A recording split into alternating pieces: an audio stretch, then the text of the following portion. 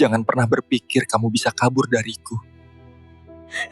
Assalamualaikum warahmatullahi wabarakatuh. Selamat datang kembali di channel YouTube Dunia Beda, tempat di mana takdir bisa berbalik dalam sekejap mata. Namaku Anya. Pernahkah kamu membayangkan, gaun pengantin yang seharusnya menjadi simbol kebahagiaan, justru menjadi kain kafan bagi mimpi-mimpimu? Dalam satu malam, aku dipaksa menjadi penipu, menikahi pria asing yang tatapannya lebih dingin dari kematian. Duda itu ternyata menyimpan rahasia yang jauh lebih kelam daripada yang bisa kami bayangkan. Dan saat aku mengira aku telah menyelamatkan keluargaku, aku justru menyeret mereka ke dalam lubang kehancuran. Namun sebelumnya bagi yang beragama Islam saya sarankan untuk menuliskan sholawat Nabi Muhammad agar kelak sholawat ini menjadi saksi untuk mendapat syafaat di akhirat. Like dan subscribe ke channel ini sangat membantu menambah wawasan dan membantu kami membuat cerita baru yang menghibur. Namaku Anya. Usiaku baru saja menginjak 22 tahun saat takdir memutuskan untuk mematahkan sayap-sayap mimpimu dengan cara yang paling brutal. Hari itu, langit Cianjur tidak cerah seperti biasanya. Awan mendung menggantung rendah di atas atap genteng rumah kami yang sudah mulai rapuh dimakan rayap, seolah alam pun tahu ada badai besar yang akan menghantam pondasi keluarga kami. Jika kalian bertanya padaku tentang arti sebuah pengorbanan, mungkin dulu aku akan menjawabnya dengan kalimat-kalimat manis dari buku novel. Tapi sekarang, arti kata itu terasa pahit, seperti menelan empedu yang pecah di kerongkongan. Cerita ini bermula bukan dari pertemuan romantis, melainkan dari bunyi batuk bapak yang semakin hari semakin terdengar menyayat hati. Bapak sudah sakit-sakitan sejak 2 tahun terakhir. Paru-parunya bermasalah, dan biaya pengobatan yang tidak sedikit membuat tabungan keluarga kami terkuras habis. Aku hanyalah seorang sarjana baru lulus yang bekerja serabutan menjaga toko kelontong tetangga. Sementara adikku, Rina, baru saja lulus sekolah menengah atas dan memiliki wajah yang jauh lebih cantik dariku. Rina adalah bunga desa, primadona yang selalu menjadi buah bibir. Kulitnya putih bersih, matanya bulat bersinar, dan senyumnya bisa membuat siapa saja luluh. Berbeda denganku yang biasa saja, cenderung pendiam dan kaku. Namun, di balik kecantikannya, Rina memiliki jiwa yang bebas. Dia mencintai seorang pemuda kampung sebelah bernama Dimas, seorang buruh pabrik yang jujur tapi miskin. Cinta mereka begitu kuat, namun cinta saja tidak bisa membayar biaya rumah sakit bapak, bukan? Sore itu, datanglah rombongan keluarga itu. Rombongan yang mengubah segalanya. Baskara. Nama itu disebut-sebut oleh ibu dengan mata berbinar penuh harap. Dia adalah seorang duda beranak satu, usianya 35 tahun, seorang pegawai negeri sipil dengan jabatan yang cukup tinggi di dinas kabupaten. Istrinya meninggal 3 tahun lalu karena sakit, dan dia mencari ibu sambung untuk putri kecilnya. Entah siapa yang merekomendasikan Rina, tapi Baskara datang melamar adikku. Aku ingat betul wajah Rina saat itu. Pucat pasi. Tangannya gemetar di bawah meja saat ibu menerima lamaran itu dengan antusias. Mahar yang ditawarkan tidak main-main. Emas puluhan gram, uang tunai puluhan juta rupiah, dan janji untuk menanggung seluruh biaya pengobatan bapak sampai sembuh total. Bagi keluarga kami yang sedang tercekik ekonomi, Baskara bukan hanya calon mantu, dia adalah dewa penolong. Dia adalah tiket kehidupan. Malam itu, Rina menangis di pelukanku. Kamar kami yang sempit menjadi saksi bisu hancurnya hati seorang gadis muda. Kak Anya, aku tidak mau, isaknya tersendat-sendat. Aku cuma cinta sama Dimas. Mas Baskara itu tua. Kak, dia dingin. Matanya menakutkan. Aku takut. Aku mengelus rambut panjangnya, mencoba menenangkan meski hatiku sendiri ragu. Rin, pikirkan bapak. Kalau kamu menolak, kita mau bayar hutang pakai apa? Rumah ini jaminannya. Kalau kita diusir, bapak mau tinggal di mana? Kalimat itu. Kalimat terkutuk yang keluar dari mulutku sendiri. Seharusnya aku tidak menekan Rina. Seharusnya aku membiarkan dia memilih bahagianya sendiri. Tapi aku egois. Aku takut kehilangan tempat tinggal. Aku takut melihat bapak mati perlahan karena kami tidak punya uang. Dan karena kalimat itulah, Rina diam. Dia berhenti menangis, tapi tatapan matanya kosong. Dia mengangguk pelan, tanda menyerah. Persiapan pernikahan dilakukan super kilat. Hanya 2 minggu. Baskara menginginkan semuanya cepat beres. Selama 2 minggu itu, aku melihat Rina seperti mayat hidup. Dia menurut saat diukur baju pengantin. Dia diam saat dirias untuk foto prewedding. Dia hanya mengangguk saat Baskara datang membawa seserahan. Aku pikir Rina sudah menerima nasibnya. Demi Allah, aku benar-benar mengira dia sudah ikhlas. Hingga tibalah malam sebelum akad nikah. Rumah kami ramai. Tetangga berdatangan membantu memasak di dapur belakang. Tenda biru sudah terpasang megah di halaman depan yang sempit. Janur kuning melengkung indah di gapura gang. Aroma gulai kambing dan kembang melati bercampur aduk di udara. Aku sibuk melayani tamu, memastikan semua hantaran tertata rapi. Pukul 11 malam, aku masuk ke kamar untuk mengecek Rina. Rina sudah tidur. Selimut menutupi seluruh tubuhnya. Aku tidak mau mengganggunya, jadi aku hanya berbisik. Tidur yang nyenyak ya, Dek. Besok hari besarmu. Aku mematikan lampu dan keluar. Tidur di ruang tengah bersama sepupu-sepupu yang lain karena kamar kami dipakai untuk menyimpan barang-barang pengantin. Pukul 4 pagi. Adzan subuh belum berkumandang. Tapi ibu sudah membangunkan aku. Nya, bangun. Bangunin Rina. Perias pengantin sebentar lagi datang. Dengan mata masih berat, aku melangkah ke kamar. Udara Cianjur pagi itu menusuk tulang. Dinginnya tidak wajar. Perasaanku tiba-tiba tidak enak. Saat aku membuka pintu kamar, hening menyambutku. Rin? Panggilku pelan. Tidak ada jawaban. Aku menyalakan lampu. Dan saat itulah duniaku, dunia ibu, dan dunia bapak, runtuh seketika. Kasur itu kosong. Hanya ada guling yang ditata di balik selimut menyerupai bentuk tubuh manusia. Jendela kamar terbuka lebar. Angin pagi masuk membawa embun. Di atas meja rias, di samping seperangkat alat kosmetik yang baru dibeli, tergeletak secari kertas sobekan buku tulis. Tanganku gemetar hebat saat meraih kertas itu. Tulisan Rina yang rapi terlihat berantakan. Ada bekas tetesan air mata yang membuat tintanya melebar. Maafkan Rina, Bu, Pak, Kak-anya. Rina nggak kuat. Rina nggak bisa nikah sama orang yang nggak Rina cinta. Rina pergi sama Dimas. Jangan cari Rina. Maaf. Aku menjerit. Jeritan yang tertahan di tenggorokan, keluar seperti suara orang tercekik. Ibu yang menyusulku ke kamar langsung pingsan begitu membaca surat itu. Bapak yang sedang mengambil air wudhu di kamar mandi belakang, mendengar keributan itu dan langsung sesak napas hebat. Rumah yang tadinya mulai sibuk dengan persiapan pesta, berubah menjadi rumah duka dalam hitungan detik. Keluarga besar panik. Paman, bibi, uak, semua berkumpul di ruang tengah. Wajah mereka tegang. Tamu undangan akan datang 3 jam lagi. Penghulu sudah dijadwalkan jam 8 pagi. Catering sudah siap. Tenda sudah berdiri. Dan yang paling menakutkan, rombongan Baskara, sang pegawai negeri sipil terhormat itu, sedang dalam perjalanan menuju sini.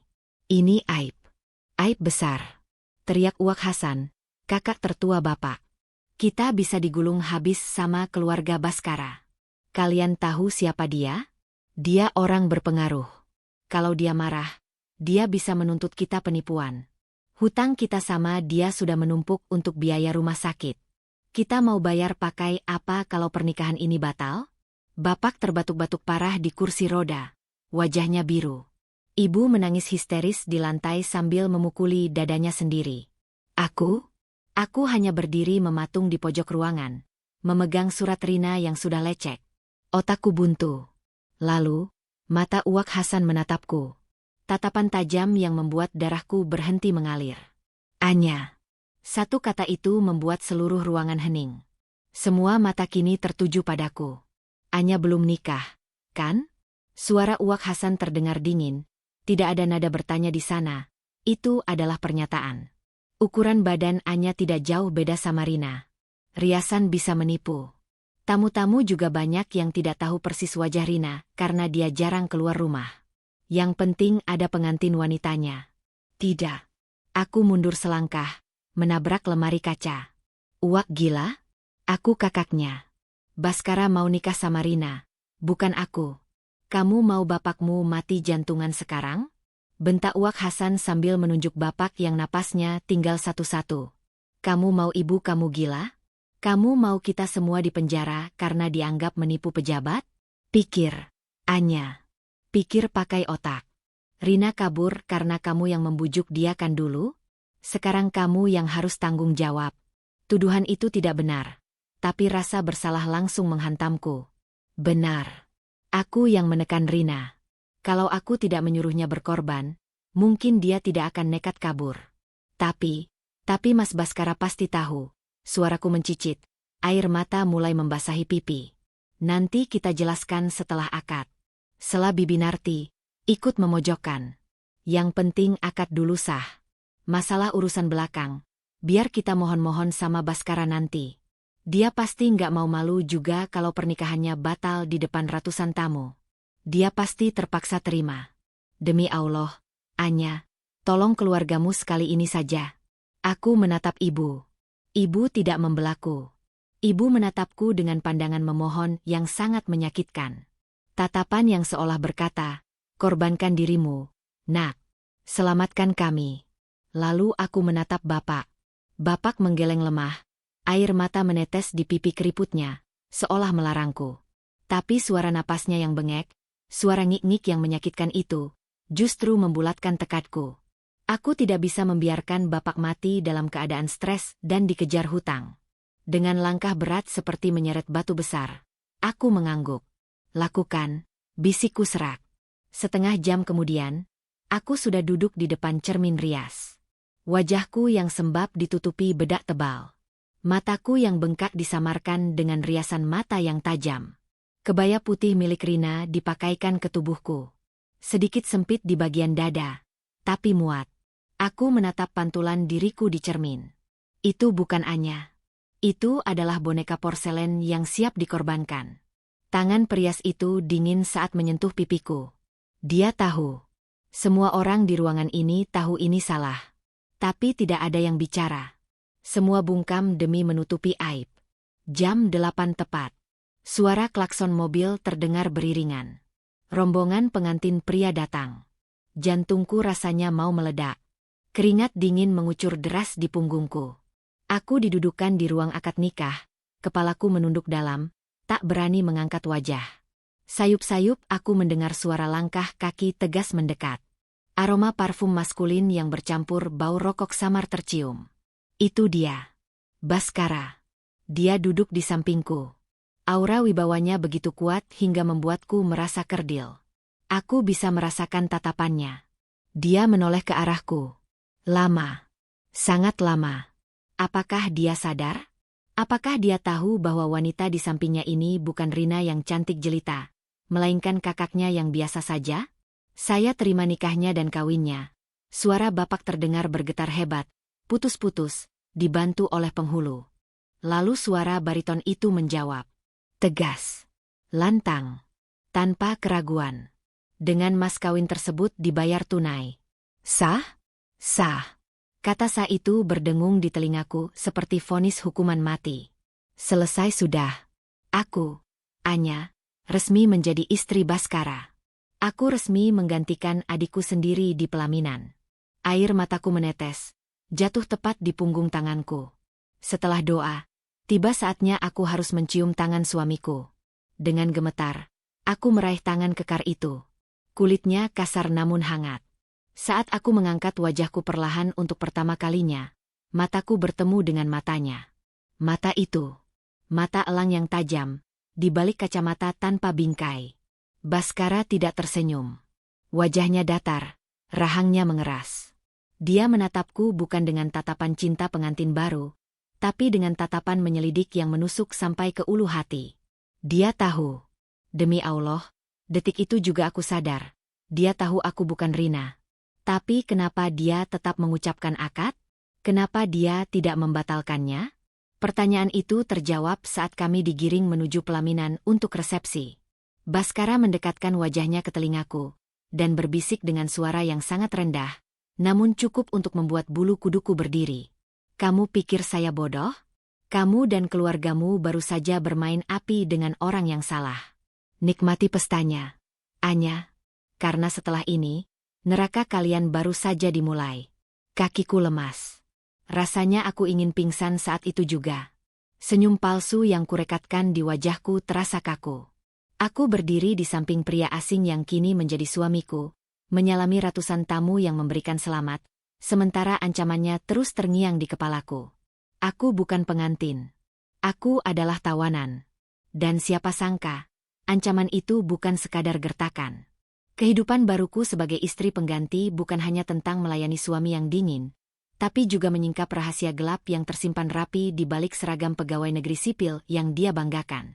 Rumah mewahnya di pinggiran kota bukan istana, melainkan sangkar emas yang menyimpan misteri tentang istri pertamanya. Apa yang sebenarnya terjadi pada istri pertamanya? Dan kenapa dia bersikeras menikahi Rina, lalu menerima aku begitu saja sebagai pengganti? Jawabannya ada di balik pintu kamar terkunci di lantai 2 rumahnya. Pintu yang dia larang keras untuk aku dekati. Malam pertama itu, aku tidak tidur di ranjang pengantin. Aku dibiarkan tidur di sofa ruang tamu, masih mengenakan kebaya yang menyesakan, menangis tanpa suara sambil memeluk lutut. Sementara dari kamar utama, aku mendengar suara benda pecah dan teriakan tertahan. Selamat datang di neraka, Anya. Pagi itu, matahari Cianjur seolah enggan menampakkan diri. Kabut tebal masih menyelimuti pekarangan rumah saat aku terbangun di sofa ruang tamu dengan leher yang kaku. Badanku sakit semua, bukan karena malam pertama yang indah, melainkan karena tidur meringkuk dalam balutan kebaya yang penuh peniti. Mataku bengkak sisa menangis semalaman. Rumah masih sepi. Tamu-tamu sudah pulang, menyisakan sampah gelas plastik dan piring kotor yang berserakan di halaman, saksi bisu pesta yang merayakan sebuah kebohongan. Aku berjalan tertatih ke dapur, berniat membuat teh hangat untuk menenangkan perutku yang mual karena stres. Namun, langkahku terhenti saat melihat sosok tinggi tegap itu sudah duduk di meja makan kayu kami yang reot. Baskara. Dia sudah bangun. Atau mungkin dia tidak tidur sama sekali.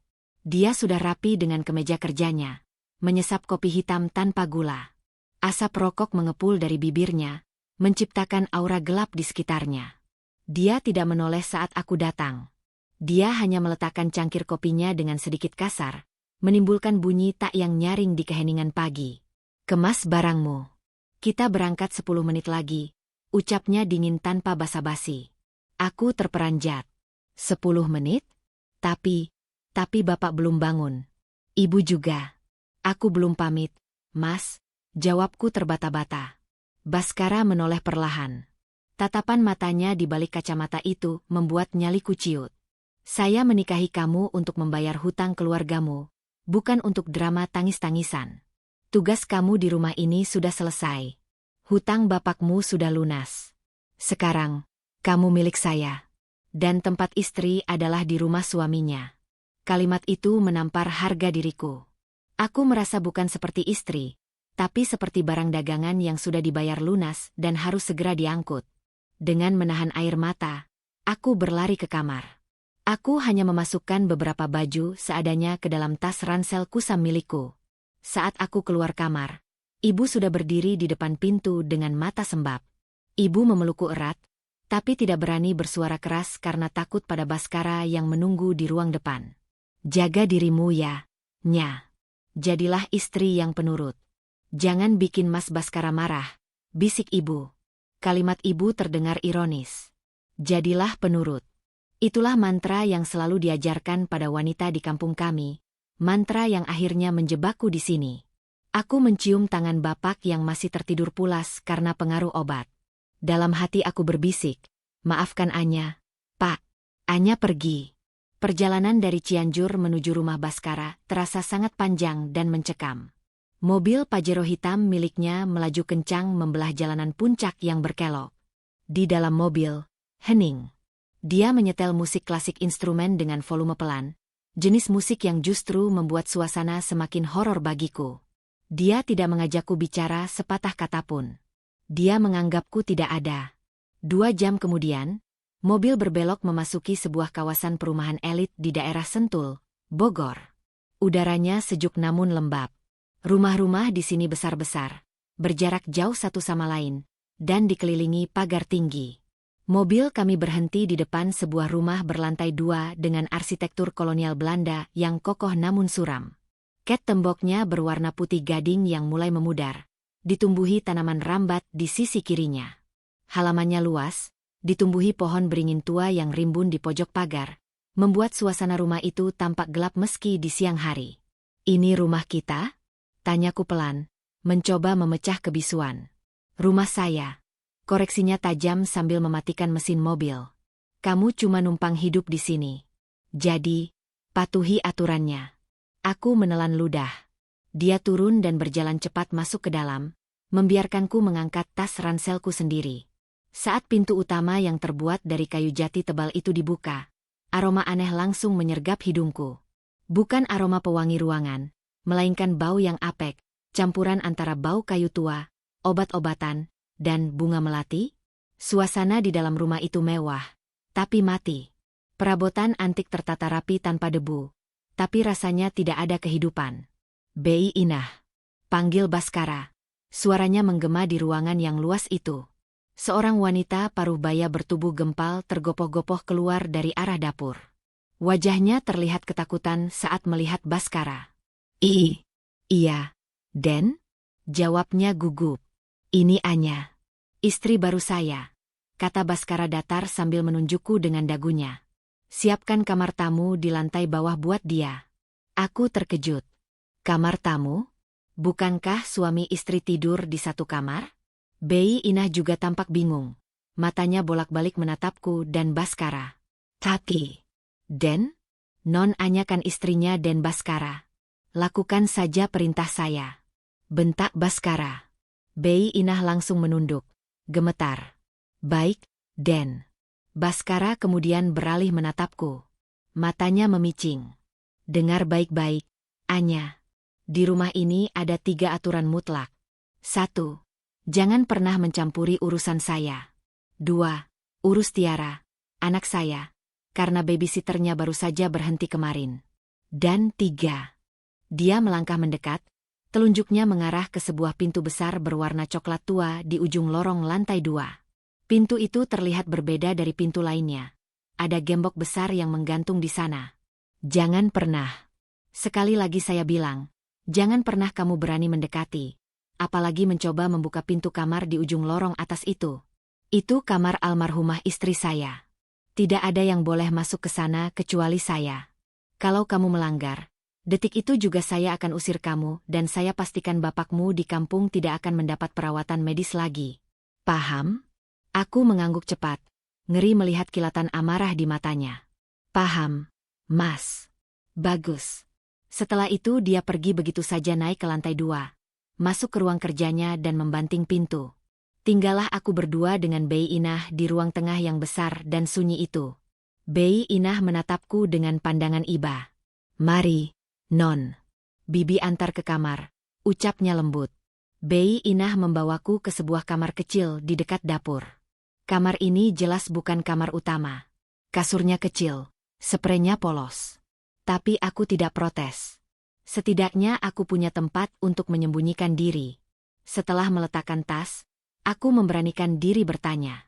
"Bei, Tiara itu, anaknya Mas Baskara? Umurnya berapa?" Bei Inah menghela napas panjang. Wajahnya berubah sendu. "Non Tiara umurnya 6 tahun, Non. Tapi, kasihan anak itu. Sejak ibunya meninggal 3 tahun lalu, Non Tiara berubah. Dia nggak mau bicara." "Nggak mau bicara? Bisukah?" "Bukan, Non. Dia bisa bicara. Tapi dia memilih diam. Dokter bilang dia trauma. Dia yang nemuin ibunya pertama kali waktu kejadian itu." "Kejadian itu? Kejadian apa, Bei?" tanyaku penasaran. Bei Inah tampak ketakutan. Dia menoleh ke kanan dan kiri, memastikan tidak ada orang. Bibi nggak berani cerita, Non. Den Baskara marah kalau hal itu dibahas. Mendingan Non Anya istirahat dulu. Nanti sore Non Tiara pulang sekolah." Jawaban Bei Inah justru membuat rasa penasaranku semakin membuncah. Ada apa sebenarnya dengan kematian istri pertama Baskara? Kenapa Tiara sampai trauma? Dan kenapa kamar itu digembok begitu rapat? Sore harinya, sebuah mobil jemputan sekolah berhenti di depan rumah. Turunlah seorang gadis kecil berambut sebahu dengan wajah yang sangat cantik, namun sorot matanya kosong. Itu pasti Tiara. Aku menyambutnya di teras, mencoba tersenyum sehangat mungkin. Hai, Tiara. Tante Anya. Tante, istri barunya Papa. Sapaku sambil mengulurkan tangan. Tiara berhenti melangkah. Dia menatapku. Tatapan itu, ya Allah, tatapan itu bukan tatapan anak kecil. Itu tatapan orang dewasa yang penuh luka. Dia tidak menyambut tanganku. Dia hanya menatap kebaya yang masih kupakai, kebaya yang harusnya dipakai Rina, tapi modelnya mirip dengan baju pengantin pada umumnya. Tiba-tiba, mata Tiara membelalak lebar. Dia mundur beberapa langkah, tubuhnya gemetar hebat. Bukan Mama, desisnya pelan. Sangat pelan, hampir seperti bisikan angin.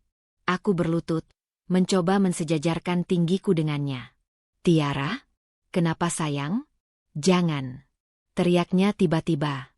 Dia menutup telinganya dengan kedua tangan dan menjerit histeris. Pergi. Kamu jahat. Papa jahat. Semua jahat. Tiara lari masuk ke dalam rumah, menabrak guci hiasan di ruang tamu hingga pecah berkeping-keping. Perang. Baskara yang baru saja turun dari tangga langsung berlari. Ada apa ini? Tiara. Tiara terus berlari menaiki tangga, melewati ayahnya begitu saja, lalu masuk ke kamarnya dan membanting pintu. Baskara menatapku dengan wajah merah padam. Dia melihat pecahan guci mahal di lantai, lalu menatapku. Baru 5 jam kamu di sini. Kamu sudah bikin anak saya histeris? Bentaknya. Suaranya menggelegar memenuhi ruangan. Aku cuma mau kenalan, Mas. Aku nggak tahu kenapa Tiara tiba-tiba.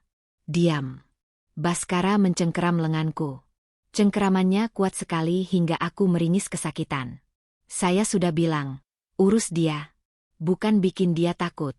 Kamu ini becus jadi perempuan nggak sih?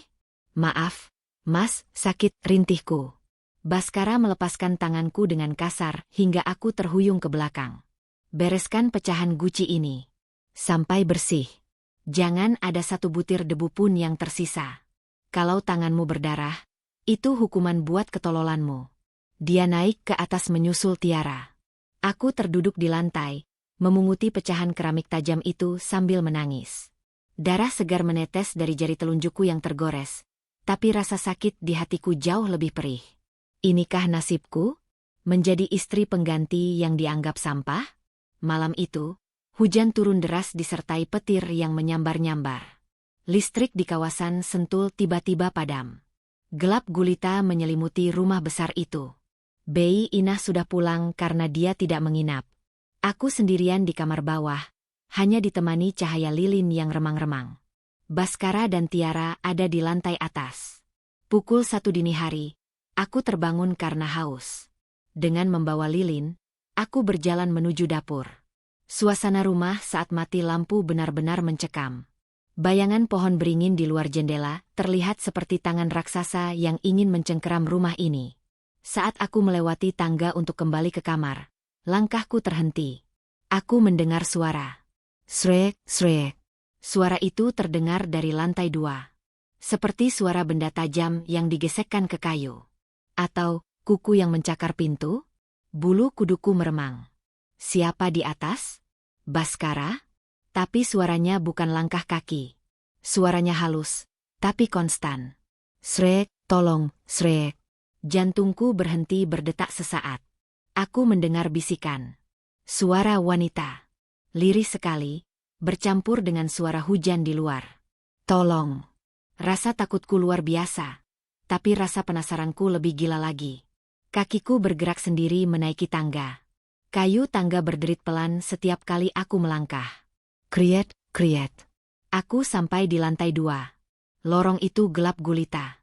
Cahaya lilinku hanya mampu menerangi jarak 1 meter ke depan. Suara itu semakin jelas. Dan suaranya berasal dari ujung lorong. Dari kamar terlarang itu. Aku berjalan mendekat, menahan napas.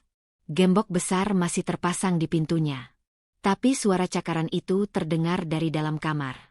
Bagaimana mungkin ada orang di dalam kamar yang digembok dari luar? Aku menempelkan telingaku ke daun pintu yang dingin itu. Buka, panas, sakit. Suara itu terdengar jelas. Suara rintihan kesakitan. Tanganku gemetar memegang gagang pintu, hendak mencoba memutarnya meski aku tahu itu terkunci. Tiba-tiba, sebuah tangan dingin memegang bahuku dari belakang. Sudah saya bilang jangan mendekat, kan? Aku menjerit dan menjatuhkan lilinku. Gelap total. Hanya ada suara napas berat tepat di belakang tengkuku. Dan aroma bunga melati yang tiba-tiba menyengat kuat, seolah ada mayat di antara kami. Jantungku rasanya berhenti berdetak saat lampu menyala tiba-tiba, menyilaukan mata yang terbiasa dengan kegelapan. Di hadapanku, berdiri Baskara dengan wajah yang tidak bisa kudeskripsikan dengan kata-kata. Marah? Ya. Tapi ada sesuatu yang lebih mengerikan dari sekadar amarah di sana. Ada ketakutan. Ketakutan yang ditutupi oleh dominasi yang buas. Tangan kekarnya masih mencengkeram bahuku. Kuku-kukunya menancap menembus kain tipis daster yang kupaikan. Napasnya memburu, beradu dengan suara hujan yang mengguyur atap seng di bagian belakang rumah. Aroma melati yang tadi sempat tercium samar, kini hilang, berganti dengan aroma keringat dingin dan parfum mahal Baskara yang mulai memudar. "Kamu tuli?" desisnya. Suaranya rendah tapi penuh penekanan. Saya bilang jangan mendekat ke sini. Apa susahnya menuruti satu perintah sederhana itu? Anya? Aku gemetar hebat. Bibirku keluh. Bukan karena aku ingin membangkang. Mas, tadi aku dengar suara. Ada yang minta tolong. Ada yang menangis di dalam. Baskara terdiam. Cengkeramannya di bahuku mengendur sedikit. Tapi tatapan matanya justru semakin tajam menyelidik. Dia melirik sekilas ke pintu kayu jati yang tergembok itu, lalu kembali menatapku. "Kamu berhalusinasi," katanya dingin. "Rumah ini tua. Kayu memuai karena dingin. Angin masuk lewat celah jendela. Itu suara angin. Jangan cari penyakit dengan mengarang cerita horor di rumah saya." "Tapi Mas," suaranya jelas sekali. Dia bilang panas, sakit. Pelah. Tamparan itu mendarat di pipiku begitu cepat hingga aku tidak sempat menghindar. Tidak terlalu keras, tapi cukup untuk membuat telingaku berdenging dan harga diriku runtuh seketika. Aku memegang pipiku yang terasa panas, menatap suami yang baru menikahiku kurang dari 24 jam itu dengan pandangan tidak percaya. "Dia memukulku?" "Dengar," ucap Baskara sambil menunjuk wajahku. "Sekali lagi kamu bahas soal suara, soal pintu ini, atau soal apapun yang ada di lantai 2 ini, saya pastikan kamu tidur di teras luar bersama anjing penjaga kompleks. Mengerti?" Aku mengangguk sambil menahan isak tangis. Air mata mulai mengalir deras tanpa bisa kubendung. "Mengerti, Mas. Sekarang turun. Masuk kamar. Kunci pintu. Jangan keluar sampai pagi, kecuali rumah ini kebakaran." Aku berlari turun tangga, tersandung-sandung saking takutnya. Sesampainya di kamar kecilku di lantai bawah, aku langsung mengunci pintu dan menyeret kursi untuk mengganjal gagang pintu. Aku meringkuk di atas kasur, membenamkan wajah ke bantal agar suara tangisku tidak terdengar. Ya Allah, nasib apa yang menimpaku? Aku terjebak di rumah orang gila. Suamiku kasar, anak tiriku trauma, dan ada misteri menakutkan di lantai atas. Aku ingin pulang. Aku rindu bapak. Aku rindu omelan ibu. Tapi aku sadar, aku tidak bisa pulang. Pulang berarti menghancurkan harapan mereka. Pagi harinya, aku bangun dengan mata bengkak dan pipi yang sedikit lebam. Aku mencoba menutupinya dengan bedak tebal. Saat aku keluar kamar, rumah sudah sepi. Baskara sudah berangkat kerja. Di meja makan, ada uang 100.000 rupiah dan secari kertas bertuliskan, "Belanja buat makan malam. Jangan masak yang pedas. Tiara alergi udang." Hanya itu. Tidak ada kata maaf. Tidak ada sapaan selamat pagi. Perlakuan ini lebih menyakitkan daripada dianggap pembantu. Setidaknya pembantu masih disapa. Aku melihat Tiara sedang duduk di ruang tengah, di depan televisi yang menyala tapi volumenya dimatikan. Dia duduk di karpet, sibuk dengan buku gambar dan krayonnya. Bei Inah sedang menyapu di halaman depan. Aku memberanikan diri mendekati Tiara. Aku harus mengambil hati anak ini. Mungkin dia satu-satunya kunci untuk menguak misteri di rumah ini. "Selamat pagi, Tiara." Sapaku lembut sambil duduk di sampingnya. Tiara tidak menoleh. Tangannya sibuk menggoreskan krayon warna merah dengan kasar ke atas kertas. Lagi gambar apa? Sayang? Boleh tante lihat? Tiara berhenti menggambar. Dia menatapku sekilas, lalu menyodorkan buku gambarnya. Saat aku melihat gambar itu, darahku berdesir hebat. Itu bukan gambar pemandangan atau rumah yang biasa digambar anak-anak seumurnya. Itu gambar seorang wanita dengan rambut panjang berantakan, dikelilingi oleh garis-garis merah yang ruwet. Di sekitar wanita itu, ada gambar kotak hitam besar. Dan yang paling mengerikan, Tiara menggambar air mata berwarna merah di wajah wanita itu. Ini siapa? Tiara? Tanyaku pelan, berusaha menyembunyikan getar dalam suaraku. Tiara menunjuk gambar itu dengan jari telunjuk mungilnya. Mama. Mama? Kenapa Mama digambar begini? Kenapa banyak warna merah? Mama panas, jawab Tiara singkat. Matanya menerawang kosong. Mama dikurung Papa di kotak. Mama nangis tapi Papa nggak dengar. Dek. Jantungku seperti dipukul palu godam. Mama dikurung Papa di kotak. Apa maksudnya? Apakah kotak itu metafora dari kamar di atas? Atau peti mati? Tiba-tiba Tiara menatapku lagi. Kali ini tatapannya tajam. Mirip sekali dengan tatapan Baskara semalam. Tante jangan ke atas ya. Nanti Tante juga panas. Nanti Tante dikasih obat pahit sama Papa. Obat pahit? Belum sempat aku bertanya lebih jauh, Bei Inah masuk membawa belanjaan sayur. Wajahnya pucat saat melihatku memegang buku gambar Tiara. Dengan gerakan cepat, Bei Inah mengambil buku gambar itu dari tanganku. Aduh, Non Tiara, waktunya mandi. Ayo. Ayo sama Bibi, kata Bei Inah gugup, seolah berusaha memisahkan kami. Bei, tunggu, tahanku. Bei Inah tahu sesuatu kan? Apa maksud Tiara soal obat pahit? Apa yang terjadi sama istri pertama Mas Baskara sebenarnya? Dia sakit apa? Bei Inah mematung. Dia menunduk dalam-dalam, meremas ujung daster batiknya. Non Anya, tolong jangan tanya Bibi. Bibi cuma kerja di sini. Bibi takut dipecat. Dan Baskara itu orangnya keras. Dulu ada babysitter yang coba-coba tanya soal almarhumah Nyonya Ratna. Besoknya langsung diusir dan dituduh mencuri. Bibi punya anak 3 di kampung yang harus dikasih makan. Non. Baik, Bei. Aku nggak akan maksa Bibi cerita. Tapi tolong jawab satu hal saja. Anggukan kepala kalau iya, geleng kalau tidak.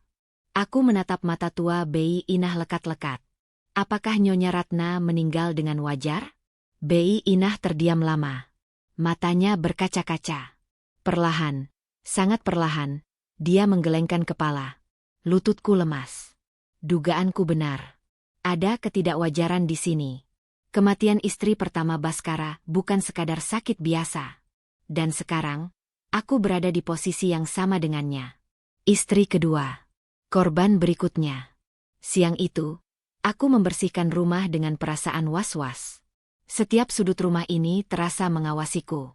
Saat aku membersihkan ruang kerja Baskara di lantai 2, ruangan yang untungnya tidak dikunci, aku tidak sengaja menyenggol tumpukan berkas di meja kerjanya. Berkas-berkas itu berhamburan ke lantai.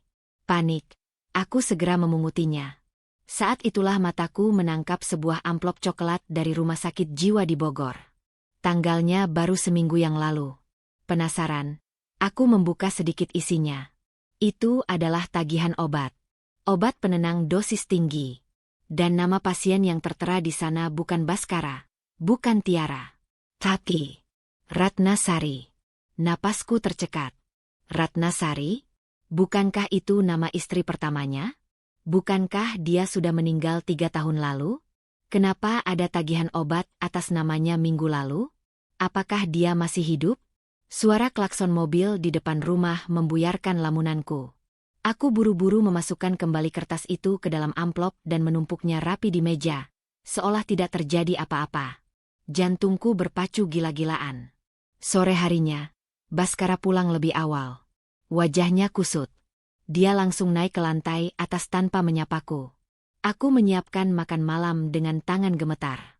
Pikiranku penuh dengan nama Ratna Sari dan tagihan obat itu.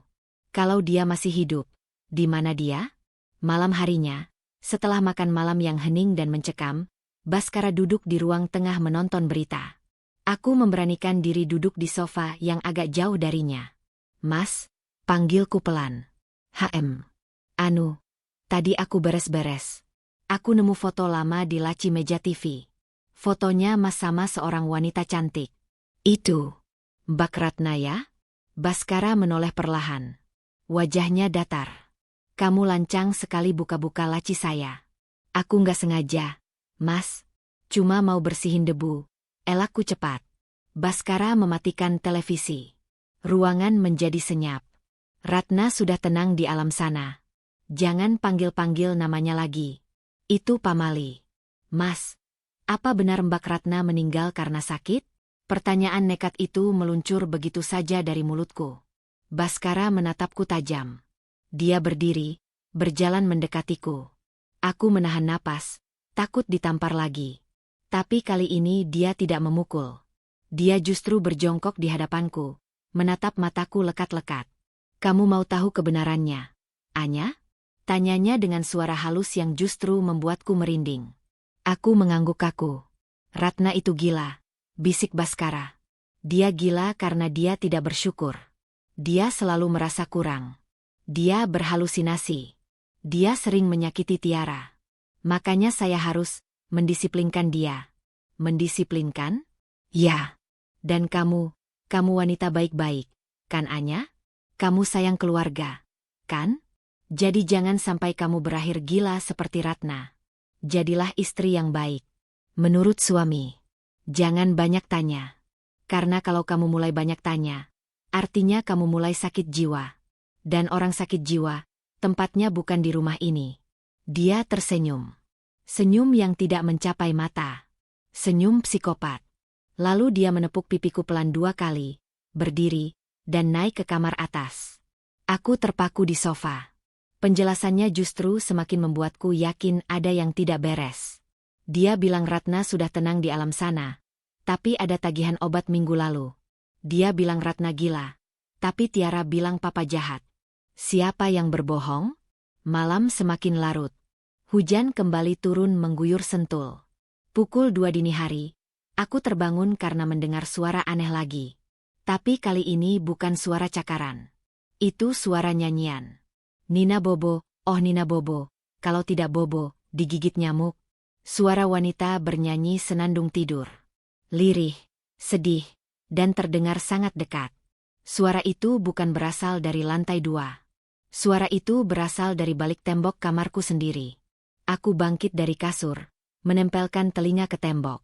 Tembok kamarku ini berbatasan langsung dengan gudang bawah tanah yang pintunya ada di dapur. Tapi gudang itu katanya hanya berisi perabotan bekas. Nina Bobo. Suara itu nyata. Ada seseorang di balik tembok ini. Dengan keberanian yang entah datang dari mana, aku keluar kamar. Aku berjalan mengendap-endap ke dapur. Pintu gudang itu ada di pojok, tertutup debu tebal. Tidak ada gembok, hanya slot besi biasa yang sudah karatan. Tanganku terulur memegang slot itu. Dingin. Tiba-tiba, aku mendengar langkah kaki kecil di belakangku. Aku menoleh kaget. Tiara berdiri di sana, memegang boneka beruang lusuh. Matanya menatap lurus ke arah pintu gudang. Jangan dibuka, Tante, bisik Tiara. Kenapa? Tiara? Ada siapa di sana? Tanyaku panik. Tiara menunjuk pintu gudang dengan jari gemetar. Itu tempat papa buang mainan rusak. Mama juga mainan rusak papa. Mama ada di situ. Apa? Jadi bukan di lantai atas? Jadi selama ini suara di lantai atas itu hanya pengalihan? Aku kembali menatap pintu gudang itu. Kalau Ratna ada di sini, di bawah tanah ini, berarti yang di lantai atas itu siapa? Belum sempat aku mencerna kata-kata Tiara. Terdengar suara kunci pintu depan diputar dari luar. Siapa yang datang jam segini? Baskara ada di kamar atas. Pintu depan terbuka. Sesosok pria asing masuk dengan jas hujan hitam basah kuyup. Dia bukan Baskara. Dia membawa tas medis besar. Wajahnya tertutup masker. Dia menatapku dan Tiara yang berdiri mematung di dapur. Loh? Pak Baskara bilang rumah kosong. Gumam pria itu kaget. Siapa kamu? Teriakku. Pria itu tidak menjawab. Dia justru mengeluarkan suntikan dari sakunya. Maaf, Bu. Perintah Pak Baskara. Tidak boleh ada saksi mata malam ini. Dia melangkah cepat ke arahku. Waktu seolah membeku. Jarum jam dinding yang berdetak seirama dengan detak jantungku yang memburu, menjadi satu-satunya suara di tengah ketegangan yang mencekam itu. Pria bermasker dan berjas hujan hitam itu masih berdiri di ambang pintu dapur, memegang suntikan yang cairannya berkilau mengerikan ditimpa cahaya lampu dapur. Matanya yang dingin menatapku dan Tiara bergantian, seolah sedang menghitung siapa yang harus dilumpuhkan lebih dulu. Lari, Tiara. Lari ke kamar bibi. Bisikku serak, tanganku mencengkeram bahu mungil Tiara yang gemetar hebat. Jangan coba-coba lari, Bu. Ini demi kebaikan ibu sendiri. Ini hanya obat penenang. Ibu sedang histeris, kan? Suara pria itu terdengar datar, tanpa emosi, seperti robot yang diprogram untuk membunuh. Demi kebaikan? Suntikan di tengah malam buta tanpa izin? Kamu pikir saya bodoh? Teriakku. Adrenalin membanjiri tubuhku, menghapus rasa takut, menggantinya dengan insting bertahan hidup yang liar. Pria itu maju selangkah. Cepat. Sangat cepat. Tanpa pikir panjang, tanganku menyambar apa saja yang ada di meja makan. Panci berisi sisa sop ayam yang sudah dingin. Dengan sekuat tenaga, aku melemparkan panci itu ke arah wajahnya. Brak. Kuah sop dan potongan ayam berhamburan. Pria itu mengaduh kaget. Tangannya refleks menutupi wajahnya yang terkena kuah berminyak. Panci logam itu menghantam dahinya cukup keras. Sekarang. Lari. Teriakku menarik tangan Tiara. Kami berlari kencang meninggalkan dapur, menuju ruang tengah. Tujuanku adalah pintu depan. Aku harus keluar dari rumah terkutuk ini. Aku harus membawa Tiara pergi dan melapor ke polisi. Persetan dengan hutang bapak. Persetan dengan ancaman Baskara. Nyawa kami lebih berharga. Namun, langkahku terhenti mendadak saat sampai di ruang tengah. Di sana, di ujung tangga, berdiri sosok yang lebih menakutkan daripada pria bersuntik tadi. Baskara. Dia berdiri tegak dengan piyama sutra berwarna merah marun, tangannya bersedekap di dada. Wajahnya tenang. Terlalu tenang untuk ukuran orang yang rumahnya sedang kacau balau. Kacamata tanpa bingkainya memantulkan kilatan petir dari jendela, membuat matanya terlihat putih menyala sejenak. Mau kemana, istriku? Tanyanya lembut. Kelembutan yang membuat darahku membeku. Mas, ada orang gila masuk, dia bawa suntikan, dia mau bunuh kita. Kataku terengah-engah, menunjuk ke arah dapur. Baskara tidak kaget. Dia justru tersenyum tipis. Oh, Dokter Hadi sudah datang rupanya? Cepat juga. Padahal hujannya deras sekali. Dokter? Kakiku lemas. Jadi, Mas Baskara kenal dia? Mas yang suruh dia ke sini? Baskara menuruni tangga perlahan. Langkahnya elegan namun mematikan seperti harimau mengincar mangsa. Tentu saja. Anya. Kamu itu sakit. Dari tadi siang kamu bicara ngelantur soal suara-suara. Soal mayat, soal hantu. Itu tanda-tanda skizofrenia awal. Sama seperti Ratna dulu. Saya sebagai suami yang baik, harus segera mengobati kamu sebelum kamu melukai Tiara. Bohong. Teriakku histeris. Aku waras, Mas. Tiara juga dengar. Kan? Tiara juga lihat gambarnya. Kan? Aku menoleh ke Tiara, berharap dukungan. Tapi Tiara justru membeku.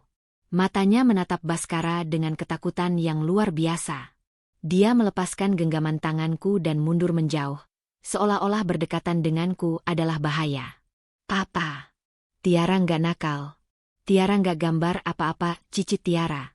Suaranya bergetar. Anak pintar, puji Baskara.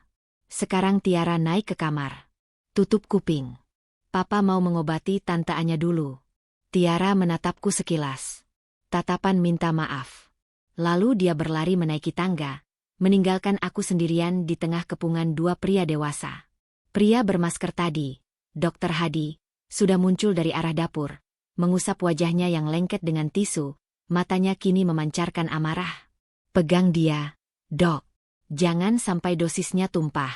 Itu obat mahal, perintah Baskara santai. Dokter Hadi menerjangku. Aku mencoba melawan, mencakar, menendang. Tapi tenaganya jauh lebih kuat. Dia memelintir tanganku ke belakang hingga aku menjerit kesakitan. Tubuhku didorong paksa ke sofa. Wajahku terbenam di bantalan sofa yang apek. Lepaskan. Tolong. Allah. Tolong Anya. Jeritku. Suntikan itu mendekat ke leherku. Aku bisa merasakan ujung jarum yang dingin menyentuh kulit. Duar. Suara petir menggelegar dahsyat, bersamaan dengan matinya listrik untuk kedua kalinya malam itu. Kegelapan total menyergap. Kaget, pegangan dokter Hadi sedikit melonggar. Ini kesempatanku. Aku menggigit lengan kekar yang menahan leherku sekuat tenaga. Rasanya asin dan anyir. Aarg. Dokter Hadi berteriak. Refleks melepaskan kunciannya. Aku berguling jatuh dari sofa, merangkak dalam gelap, menabrak meja kopi hingga kakiku terbentur keras. Sakit, tapi aku tidak peduli. Aku bangkit dan berlari meraba-raba dinding. Bukan ke pintu depan. Itu terlalu jauh dan pasti terkunci. Aku lari ke arah kamar mandi tamu di bawah tangga. Hanya itu satu-satunya tempat yang kuncinya bisa kurai dalam gelap. Bruk. Aku membanting pintu kamar mandi dan menekan tombol kunci. Detik berikutnya, tubuhku merosot ke lantai keramik yang dingin. Napasku memburu seperti orang asma. Di luar, terdengar gedoran brutal. Buka. Buka pintu sialan ini. Anya. Suara Baskara tidak lagi lembut. Itu suara setan yang marah. Aku mundur sampai punggungku menabrak bak mandi. Air mata bercampur keringat membasahi wajahku. Apa yang harus kulakukan? Aku terjebak. Di luar sana ada dua monster. Tidak ada jalan keluar. Kamar mandi ini tidak punya jendela besar. Hanya ventilasi udara kecil di bagian atas yang mustahil kulewati. Anya sayang, buka pintunya. Suara Baskara berubah lagi menjadi merayu. Nada yang membuat perutku mual. Kalau kamu keluar sekarang, saya janji cuma kasih obat tidur. Tapi kalau saya harus mendobrak pintu ini, saya pastikan kamu akan bangun di ruangan yang sama dengan Ratna. Di ruang isolasi tanpa cahaya seumur hidupmu. Ancaman itu membuat otakku berputar cepat. Ruang isolasi? Jadi Ratna masih hidup? Tapi di mana? Di atas? Atau di gudang bawah tanah seperti kata Tiara? Tiba-tiba, mataku menangkap sesuatu di sudut kamar mandi. Cahaya kilat petir yang masuk lewat ventilasi menerangi benda itu sesaat. Sebuah obeng. Mungkin bekas tukang yang membetulkan keran air dan lupa membawanya. Obeng panjang dengan gagang kuning. Aku meraih obeng itu. Senjata. Ini senjata. Meski kecil, ini lebih baik daripada tangan kosong. Suara gedoran berhenti. Hening sejenak. Lalu terdengar suara bisikan Baskara dan Dokter Hadi. Dobrak saja. Pak. Jangan. Pintunya jati tua. Susah. Lewat ventilasi luar. Kamu ambil tangga di gudang. Semprotkan gas bius dari sana. Rencana mereka terdengar jelas. Mereka akan menyemprotkan gas bius lewat ventilasi. Aku akan pingsan di sini seperti tikus dalam perangkap. Tidak. Aku harus keluar sebelum tangga itu datang. Tapi lewat mana? Mataku tertuju pada plafon kamar mandi. Plafon itu terbuat dari gipsum. Dan di pojok, ada bekas bocor yang membuat gipsumnya sedikit lapuk. Jika aku bisa menjebol itu, aku bisa masuk ke rongga atap dan mencari jalan keluar ke genteng tetangga. Dengan sisa tenaga yang ada, aku naik ke atas kloset duduk. Aku menusuk-nusukkan obeng itu ke plafon yang lapuk. Duk-duk. Gipsum itu mulai rontok. Debu putih berjatuhan mengenai mataku yang perih. Cepat, Anya. Cepat. Di luar, aku mendengar langkah kaki berat berlari menjauh. Pasti Dokter Hadi mengambil tangga. Ini kesempatanku selagi hanya ada Baskara di depan pintu. Lubang di plafon sudah cukup besar untuk kepalaku. Aku menarik tubuhku ke atas, mengabaikan rasa perih di lengan yang tergores pinggiran gipsum tajam. Dengan susah payah, akhirnya separuh badanku masuk ke rongga atap yang gelap, pengap, dan penuh sarang laba-laba. Saat kakiku berhasil naik sepenuhnya, terdengar suara sesuatu disandarkan di dinding luar. Tangga itu sudah datang. Gas mulai disemprotkan lewat ventilasi. Aku mendengar suara desis PSS hahaha. Bau bahan kimia menyengat mulai memenuhi kamar mandi di bawahku. Jika aku telat 10 detik saja, aku pasti sudah pingsan. Aku merangkak di atas balok kayu rangka atap. Gelap gulita. Hanya mengandalkan insting dan rabaan. Suara hujan di atas genteng terdengar sangat keras, menyamarkan suara gerakanku. Aku harus mencari jalan keluar. Biasanya ada lubang akses ke talang air di sisi samping rumah. Setelah merangkak sekitar 5 meter yang terasa seperti 5 kilometer, aku melihat celah cahaya. Itu dia. Lubang angin di bawah genteng yang mengarah ke taman samping. Aku menendang kawat nyamuk yang menutupi lubang itu hingga jebol. Angin malam yang dingin dan air hujan langsung menampar wajahku. Segar. Ini aroma kebebasan. Dengan hati-hati, aku meluncur keluar dari lubang itu, berpegangan pada pipa talang air yang licin. Tubuhku menggantung di ketinggian 3 meter. Di bawahku adalah tanah becek taman samping. Bismillah. Aku melepaskan pegangan. Buk. Aku mendarat di tanah lumpur dengan posisi jatuh yang salah. Pergelangan kakiku terkilir. Rasa nyeri yang tajam menjalar sampai ke pinggang. Aku menggigit bibir agar tidak berteriak. Hujan turun semakin deras, menyamarkan keberadaanku. Aku berada di sisi samping rumah, area yang gelap dan rimbun oleh tanaman hias. Aku harus lari ke pagar depan. Namun, saat aku hendak menyeret kakiku yang sakit, mataku tertumbuk pada sesuatu. Posisi jatuhku tepat di samping ventilasi udara gudang bawah tanah. Ventilasi yang posisinya sejajar dengan tanah, tertutup jeruji besi. Cahaya lampu dari dalam gudang menerobos keluar lewat sela-sela jeruji itu. Tunggu. Gudang itu menyala lampunya? Bukankah seharusnya gudang itu gelap? Rasa penasaran yang terkutuk itu datang lagi. Kata-kata Tiara terngiang di telingaku. Mama ada di situ. Mama mainan rusak papa. Aku merayap mendekati ventilasi itu. Mengabaikan rasa sakit di kaki dan dinginnya hujan. Aku mengintip ke dalam.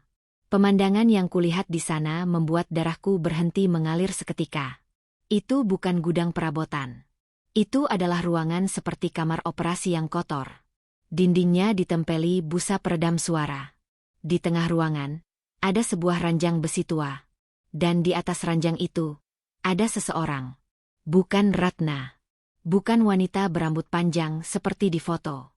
Yang terbaring di sana, dengan tangan dan kaki terikat tali kulit, adalah seorang wanita muda yang sangat kurus, hampir tinggal tulang berbalut kulit. Rambutnya dicukur habis hingga botak. Wajahnya penuh lebam. Tapi aku mengenali bentuk hidung itu. Aku mengenali tahi lalat di dagunya. Mataku membelalak lebar. Tanganku membekap mulutku sendiri agar tidak menjerit. Air mata menyatu dengan air hujan di wajahku. Itu Rina. Adikku. Adikku yang katanya kabur dengan Dimas.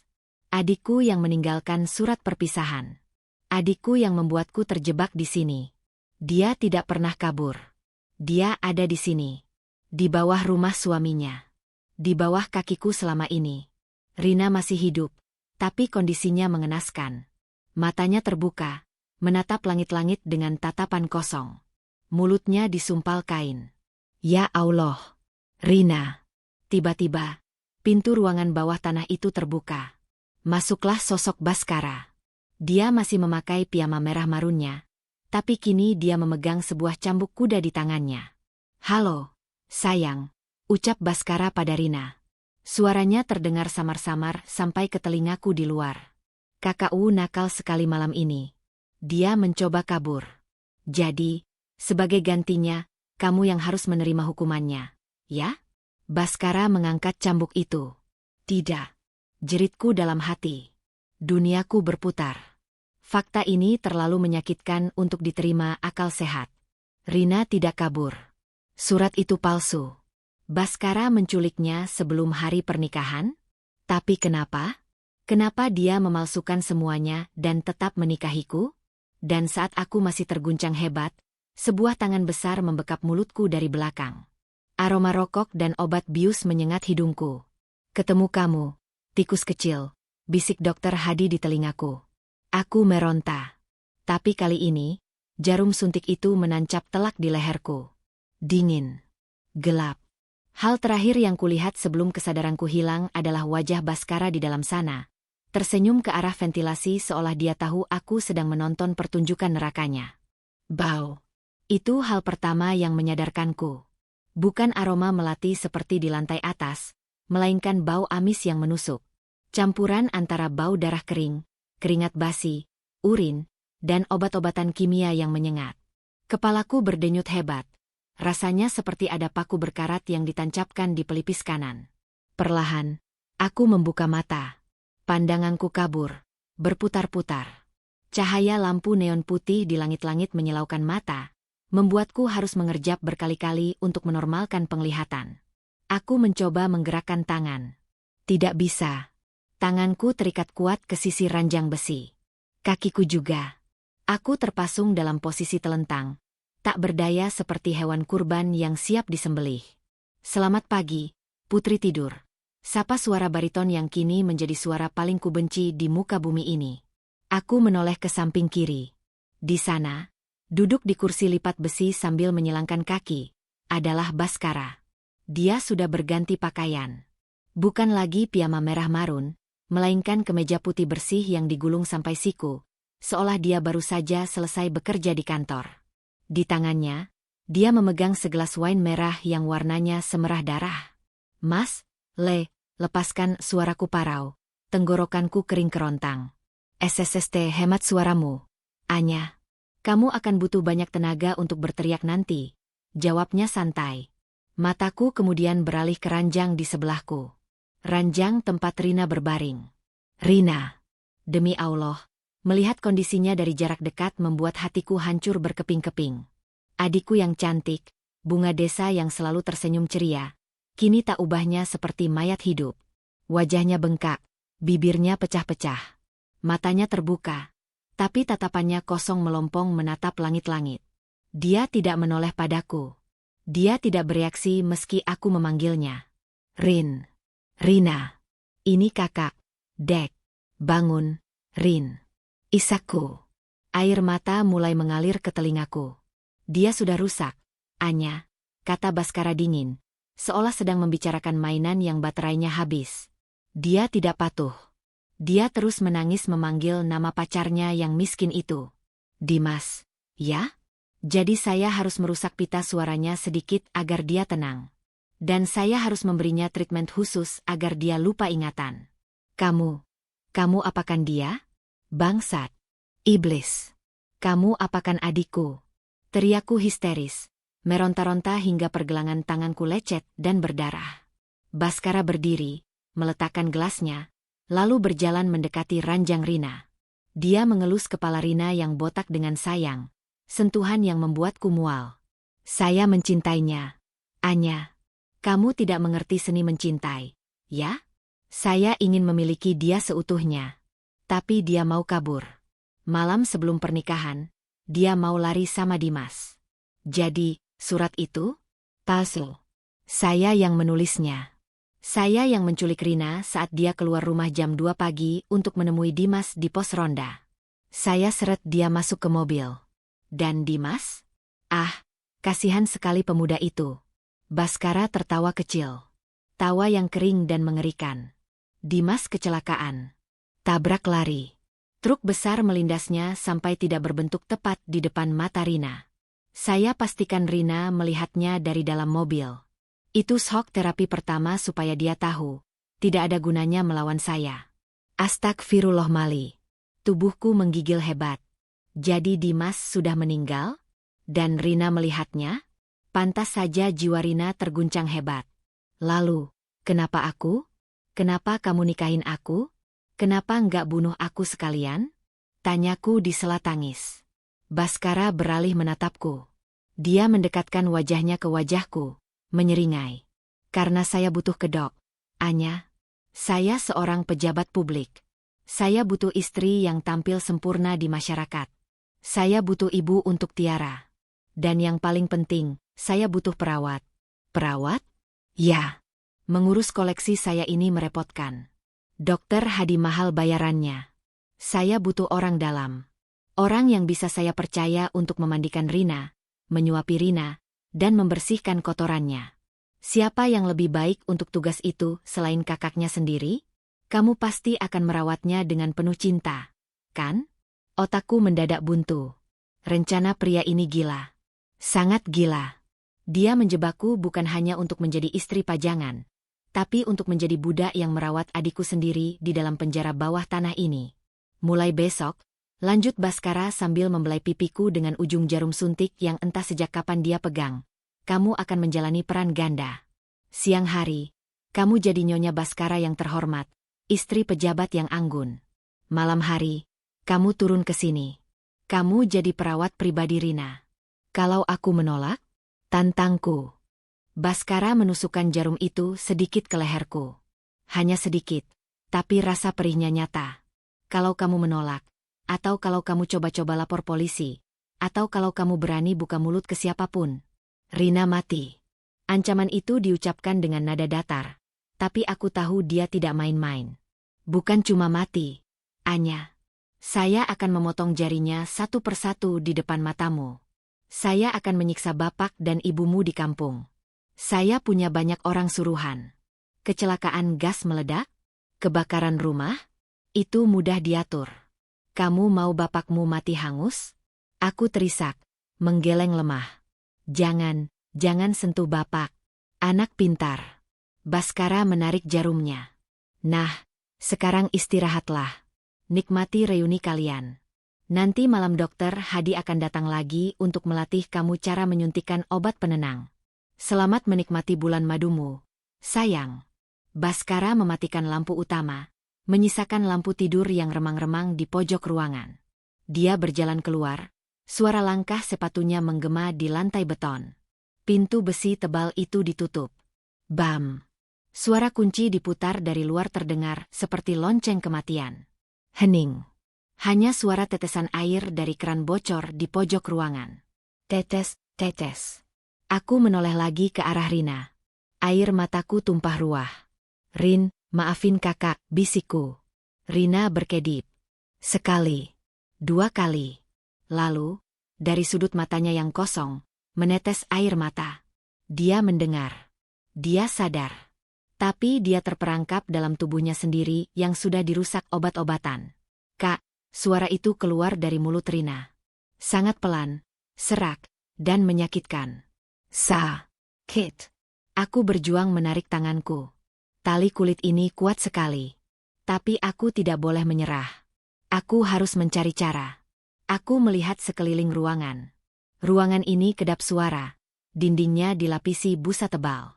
Tidak ada jendela kecuali ventilasi kecil di atas, tempat aku mengintip tadi malam. Tapi ventilasi itu terlalu tinggi dan jerujinya besi padat. Meja besi tempat peralatan medis Dokter Hadi ada di seberang ruangan. Terlalu jauh untuk dijangkau. Apakah ini akhir hidupku? Menjadi boneka bagi psikopat gila ini seumur hidup? Tiba-tiba, aku mendengar suara aneh dari arah ventilasi di atas. Klotak. Seperti suara batu kecil jatuh. Aku mendongak. Ventilasi itu gelap karena di luar masih mendung atau mungkin sudah malam lagi.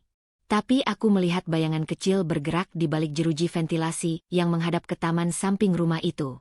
PSST. Suara desisan. Jantungku berdegup kencang. Siapa? Apakah Dokter Hadi mengawasi? Tante Anya. Suara itu. Itu suara Tiara. Tiara? Panggilku setengah berbisik. Takut ada kamera CCTV atau penyadap suara yang dipasang Baskara. Bayangan wajah mungil itu menempel di jeruji ventilasi. Wajah Tiara kotor terkena lumpur. Rambutnya basah. Dia pasti menyelinap keluar rumah saat hujan-hujanan. Tante. Papa tidur. Dokter jahat sudah pulang, bisik Tiara. Tiara, tolong tante. Nak. Tolong tante bukain pintu. Isakku memohon. Nggak bisa, kuncinya dibawa papa. Papa kalungin kuncinya di leher. Tiara takut ambil. Harapanku pupus seketika. Jika kuncinya ada di leher Baskara, mustahil mengambilnya tanpa membangunkannya. Baskara tidur dengan pistol di bawah bantal. Aku pernah melihatnya sekilas saat membersihkan kamar. Tapi Tiara punya ini. Tangan kecil Tiara menyelip masuk lewat celah jeruji besi. Dia memegang sesuatu yang berkilau. Sesuatu yang panjang dan tipis. Ini kawat. Tiara ambil dari jemuran. Dulu Mama pernah ajarin Tiara buka gembok mainan pakai ini. Tante bisa nggak? Kawat? Tiara menjatuhkan kawat besi itu ke lantai. Jatuhnya cukup jauh dari ranjangku, sekitar 1 meter. Tapi kakiku yang terikat di bagian pergelangan kaki masih bisa kugerakkan sedikit ke kiri dan kanan. Terima kasih, Tiara. Kamu anak hebat. Sekarang kamu masuk lagi ke kamar ya, sebelum Papa bangun. Bahaya. Tiara mengangguk. Tante jangan mati ya. Tiara nggak mau sendirian lagi. Wajah kecil itu menghilang dari ventilasi. Sekarang, tinggallah aku dengan tantangan terbesar. Mengambil kawat itu. Aku menggeser tubuhku sekuat tenaga, mengabaikan rasa perih di pergelangan tangan yang kulitnya sudah terkelupas. Aku menjulurkan kaki kananku sejauh mungkin, mencoba menggapai kawat itu dengan jari-jari kaki. Kurang sedikit lagi. 5 sentimeter lagi. Napasku terengah-engah. Keringat dingin bercucuran. Jika Baskara masuk sekarang dan melihatku berusaha kabur, dia pasti akan langsung membunuh Rina. Ayo, Anya. Ayo. Ujung jempol kakiku berhasil menyentuh kawat itu. Pelan-pelan, aku menggesernya mendekat. Jantungku berpacu seperti drum band. Duk duk duk. Dapat. Aku menjepit kawat itu dengan jari kakiku. Sekarang, bagaimana caranya memindahkan kawat dari kaki ke tangan? Tanganku terikat di sisi ranjang bagian atas, kakiku di bawah. Aku harus menekuk tubuhku seperti udang. Sakit. Tulang punggungku rasanya mau patah. Tapi aku memaksakan diri. Aku mengangkat kedua kakiku ke atas, menekuk lutut ke arah dada, sambil kepalaku mencoba meraih kawat itu dengan mulut. Sedikit lagi, sedikit lagi. Krek. Pintu besi di depan berbunyi. Aku membeku. Kawat masih di jari kaki. Tubuhku dalam posisi melengkung aneh. Apakah Baskara kembali? Pintu terbuka perlahan. Tapi bukan Baskara yang masuk. Yang masuk adalah sosok wanita tua dengan wajah pucat pasi. Bei Inah. Dia membawa nampan berisi bubur. Matanya membelalak saat melihat posisiku. Nampan di tangannya bergetar hebat, membuat mangkuk bubur berdenting. Non Anya? Bei, tolong Bei, lepaskan saya. Bisikku putus asa. Kawat di kakiku jatuh ke lantai. Bei Inah gemetar. Dia menoleh ke belakang, ke arah pintu yang terbuka, memastikan aman. Lalu dia menatapku dengan air mata berlinang. Maafkan Bibi, Non. Bibi nggak bisa lepaskan Non Anya. Kalau Bibi lakuin itu, anak Bibi di kampung dibunuh Den Baskara. Bibi dipaksa. Bibi diancam. Dia meletakkan nampan di meja medis. Tapi kemudian, Bei Inah melakukan sesuatu yang tidak kuduga. Dia merogoh saku daster batiknya. Dia mengeluarkan sebuah botol kecil berisi cairan bening. Bibi cuma bisa kasih ini. Campurkan ke minuman Den Baskara nanti malam kalau Non Anya sudah disuruh ke atas. Ini racun tikus cair. Tidak berbau. Tidak berasa. Tapi reaksinya lambat. Bei Inah menyelipkan botol kecil itu ke dalam sarung bantal Rina dengan gerakan cepat. Non harus tega. Kalau tidak membunuh, Non yang dibunuh. Ingat itu. Bibi akan pura-pura lupa kunci pintu ini sebentar. Non punya waktu 5 menit sebelum Bibi balik lagi pura-pura periksa. Lari, Non. Tapi bawa kuncinya. Bei Inah berbalik dan berlari keluar, meninggalkan pintu besi itu sedikit terbuka. Ini gila. Bei Inah memberiku kesempatan, tapi juga memberiku beban dosa. Membunuh? Aku harus membunuh suamiku sendiri? Tapi saat melihat Rina yang sekarat di sebelahku, rasa ragu itu hilang. Baskara bukan manusia. Dia iblis. Dan iblis harus dimusnahkan. Aku kembali meraih kawat di lantai dengan kakiku. Kali ini lebih cepat karena adrenalin. Aku berhasil menggigit kawat itu, lalu memindahkannya ke tangan kananku. Dengan tangan gemetar, aku menusukkan kawat ke lubang kunci borgol di pergelangan tangan kiriku. Klik. Terbuka. Alhamdulillah ya Allah. Aku segera membuka ikatan tangan kanan dan kaki. Aku bebas. Aku lari ke ranjang Rina. Rin, kita pergi. Tapi saat aku mencoba mengangkat tubuh Rina, dia menjerit kesakitan. Tulang rusuknya sepertinya patah. Dia tidak bisa berjalan. Tinggalin. Rina. Kak. Lari, bisik Rina. Enggak. Kita mati bareng atau hidup bareng. Aku memapah Rina paksa. Tubuhnya ringan sekali, seperti kerangka. Kami berjalan tertatih menuju pintu yang terbuka sedikit itu. Kami berhasil keluar dari ruangan penyiksaan. Lorong bawah tanah itu gelap. Ada tangga menuju ke atas, menuju dapur. 1 langkah, 2 langkah. Saat kami sampai di anak tangga terakhir, tepat di depan pintu dapur yang menghubungkan ke rumah utama, lampu dapur menyala terang. Di sana, bersandar di meja makan sambil memegang pistol hitam mengkilat, Baskara berdiri dengan senyum lebar. Di kakinya, Bei Inah tergeletak tak sadarkan diri dengan darah mengucur dari kepala. Wah, drama yang mengharukan, tepuk tangan Baskara pelan. Bei Inah memang pembantu yang bodoh. Dia pikir saya tidak pasang CCTV di ruangan itu? Baskara mengarahkan moncong pistolnya tepat ke jidatku. Pilih, Anya. Kamu masuk balik ke sel itu sukarela. Atau saya ledakan kepala adikmu sekarang juga? Hening. Hanya suara napas Rina yang tersengal-sengal di bahuku yang memecah kesunyian dapur yang mencekam itu. Moncong pistol hitam itu terlihat seperti lubang neraka yang siap menelan kami bulat-bulat. Tangan Baskara tidak gemetar sedikitpun. Dia memegang senjata itu dengan ketenangan seorang profesional. Atau lebih tepatnya, seorang pembunuh berdarah dingin yang sudah terbiasa mencabut nyawa. Di lantai, tubuh Bei Inah tergeletak kaku. Darah segar menggenang di sekitar kepalanya yang menghantam ujung meja marmer. Aku tidak tahu apakah dia masih bernapas atau tidak. Rasa bersalah menghantam dadaku sesak. Bei Inah celaka karena mencoba menolongku. 1. Baskara mulai menghitung. Suaranya santai, seolah sedang menghitung mundur permainan petak umpet. Mas, aku mohon jangan Rina, bunuh aku saja. Mas butuh perawat kan? Aku janji akan nurut. Aku akan lakukan apa saja. Tapi tolong lepaskan Rina. Aku bersimpuh, menurunkan tubuh Rina yang lunglai ke lantai perlahan. Aku mengangkat kedua tanganku, tanda menyerah. Baskara terkekeh. Tawanya bergema memantul di dinding dapur. Kamu pikir ini pasar tawar-menawar, Anya? Kamu sudah melanggar aturan main. Kamu mencoba kabur. Kamu meracuni pikiran anak saya. Dan sekarang kamu mau negosiasi? 2. Jari telunjuknya mulai menarik pelatuk. Bunyi klik halus terdengar. Mekanisme kematian sudah siap bekerja. Aku memejamkan mata. Mulutku komat-kamit menyebut asma Allah. Aku memeluk Rina erat-erat, menjadikan punggungku sebagai tameng. Jika peluru itu melesat, biarlah menembus tubuhku dulu sebelum menyentuh adikku. Maafin kakak, Rin. Kakak gagal, bisikku. Tiba-tiba, dari arah tangga lantai 2, terdengar suara teriakan anak kecil yang melengking tinggi. Jangan sakiti Tante Anya. Baskara tersentak kaget. Konsentrasinya pecah. Dia menoleh cepat ke arah tangga. Di sana, di bordes tangga yang remang-remang, berdiri Tiara. Wajahnya basah oleh air mata, tapi matanya menyala penuh keberanian.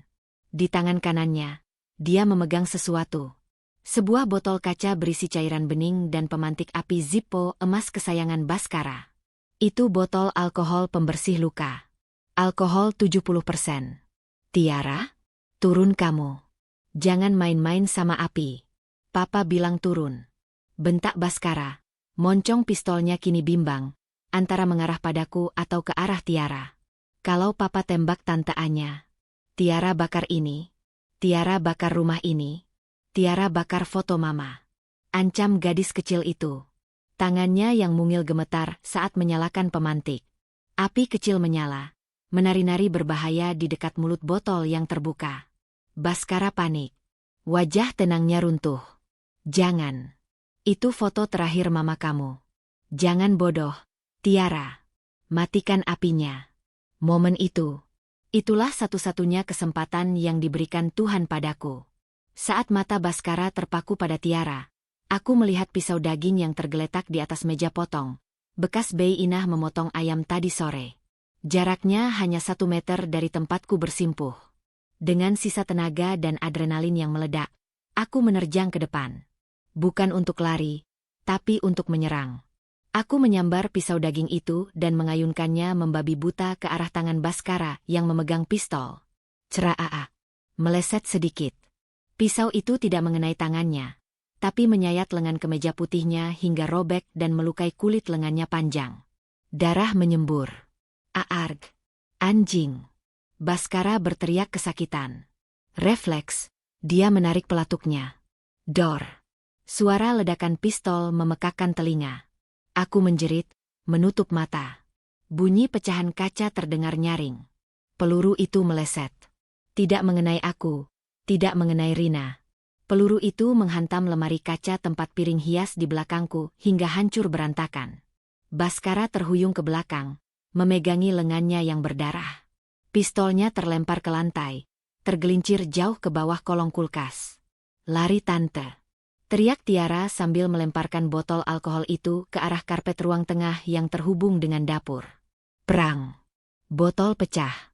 Tiara menjatuhkan pemantik api yang menyala ke atas tumpahan alkohol itu. Api langsung menyambar karpet bulu tebal itu.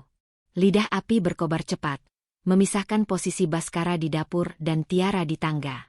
Asap hitam mulai mengepul. Aku tidak membuang waktu. Aku tidak mencari pistol itu. Prioritasku adalah Rina. Aku mengangkat tubuh Rina lagi. Kali ini entah kekuatan dari mana, aku berhasil membopongnya setengah berlari menuju pintu samping dapur. Pintu yang mengarah ke garasi. Baskara, yang wajahnya kini merah pada menahan sakit dan marah, berusaha mengejar. Tapi dia terhalang oleh meja makan yang terguling saat pergumulan tadi. Kau mati, Anya. Saya pastikan kau mati malam ini juga. Raungnya seperti binatang buas. Aku menendang pintu garasi hingga terbuka. Gelap. Garasi itu dingin. Ada mobil Pajero hitam Baskara dan sebuah mobil sedan tua yang ditutupi terpal. Kuncinya. Aku butuh kunci mobil. Tapi kuncinya pasti ada di saku celana Baskara atau di kamarnya. Sial.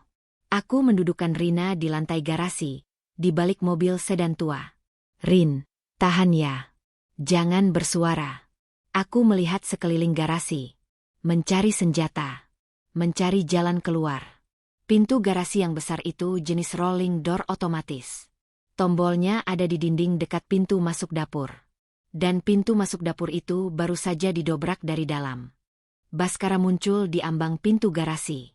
Lengannya yang terluka dibebat asal-asalan dengan serbet dapur yang sudah merah oleh darah. Di tangan kanannya, dia bukan lagi memegang pistol, tapi sebuah kapak pemadam kebakaran yang biasa tergantung di dinding dapur. Matanya liar mencari kami di kegelapan garasi. Napasnya memburu kasar. Cahaya api dari ruang tengah di belakangnya membuat siluet tubuhnya terlihat seperti iblis yang keluar dari neraka. Keluar. Sayang, bujuknya dengan nada yang membuat bulu kuduku berdiri. Papa nggak marah kok. Papa cuma mau main dokter-dokteran lagi. Kita amputasi kaki kamu ya. Biar kamu nggak lari-lari lagi. Aku membekap mulut Rina yang mulai merintih. Kami bersembunyi di balik tumpukan kardus bekas dan mobil sedan. Jantungku berdetak begitu kencang sampai rasanya Baskara bisa mendengarnya. Di mana Tiara? Apakah dia selamat? Apakah dia lari keluar atau terjebak di lantai atas? Ya Allah, lindungi Tiara. Baskara melangkah masuk ke garasi. Sepatu pantofelnya berbunyi tuk-tuk di lantai semen. Dia menyeret kapaknya. Sret-sret, bunyi logam bergesekan dengan lantai. Aku tahu kalian di sini. Bau ketakutan kalian itu khas. Bau keringat dingin pecundang. Dia makin dekat. Dia berjalan menuju mobil Pajero. Dia melongok ke dalam mobil. Kosong. Lalu dia berbalik, menatap tumpukan kardus tempat kami bersembunyi. Ketemu. Dia mengayunkan kapaknya ke arah tumpukan kardus. Brak. Kardus itu terbelah dua. Aku menjerit dan menarik Rina menghindar. Ujung mata kapak itu hanya berjarak beberapa sentimeter dari kaki Rina. Lari. Anya. Lari. Teriak Rina tiba-tiba, mendorong tubuhku. Aku tidak bisa meninggalkan Rina. Tapi Baskara sudah mengangkat kapaknya lagi untuk serangan kedua. Aku melihat ada satu benda di dekat kakiku. Kunci Inggris besar. Saat Baskara mengayunkan kapak, aku melemparkan kunci Inggris itu sekuat tenaga ke arah wajahnya. Buk! Tepat sasaran. Kunci Inggris besi itu menghantam tulang hidung Baskara. Bunyi krek yang mengerikan terdengar. Darah segar mengucur deras dari hidungnya. Baskara melolong kesakitan, menjatuhkan kapaknya dan memegangi wajahnya. Pandangannya kabur karena air mata refleks dan darah. Ini kesempatan kedua. Aku tidak lari ke pintu keluar. Pintu rolling door itu terlalu lambat untuk dibuka. Aku lari ke arah mobil Pajero. Pintunya tidak terkunci. Tapi mesinnya mati. Aku masuk ke kursi pengemudi. Aku mencari tombol start-stop. Tapi butuh kunci remote, keyless, yang ada di dalam mobil agar mesin bisa nyala. Biasanya Baskara menaruh kunci cadangan di dashboard. Aku mengacak-acak laci dashboard. Ada. Kunci remote cadangan ada di sana. Alhamdulillah. Aku menekan tombol start. Mesin diesel menderu halus. Rina. Masuk. Teriakku. Rina merangkak dengan sisa tenaganya menuju pintu penumpang depan yang sudah kubuka. Baskara yang mendengar suara mesin mobil menyala, langsung sadar. Dia mengabaikan rasa sakit di hidungnya. Dia memungut kapaknya lagi dan berlari ke arah mobil. Dia bukan manusia. Dia zombie. Wajahnya penuh darah, matanya melotot gila. Rina baru berhasil menaikkan setengah badannya ke kursi. Kaki Rina masih menjuntai di luar. Baskara sudah sampai di samping mobil. Dia mengayunkan kapak ke arah kaki Rina. Masuk, Rin. Aku menarik kerah baju Rina sekuat tenaga, menyeretnya masuk. Terang. Kapak itu menghantam bodi mobil, tepat di bawah pintu, membuat penyok yang dalam. Meleset dari kaki Rina hanya hitungan milimeter. Aku membanting pintu mobil dan menguncinya. Baskara menggedor kaca jendela pengemudi dengan gagang kapak. Buka. Pelacur. Buka. Kaca itu retak. Sekali pukul lagi pasti pecah. Aku menginjak gas dalam-dalam. Tapi di depan kami adalah pintu garasi yang tertutup. Bismillah. Aku memundurkan mobil dengan kecepatan penuh, menabrak Baskara yang berdiri di samping. Spion mobil menghantam tubuhnya hingga dia terpental jatuh ke tumpukan oli bekas. Lalu aku memindahkan persneling ke drive. Di depan ada pintu besi rolling door. Pegangan, Rin.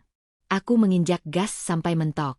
Mobil SUV besar itu melaju kencang, menabrak pintu garasi besi dari dalam. Blaar. Suara benturan logam yang dahsyat. Pintu garasi itu jebol, terlepas dari engselnya, melengkung dan terpental ke halaman depan.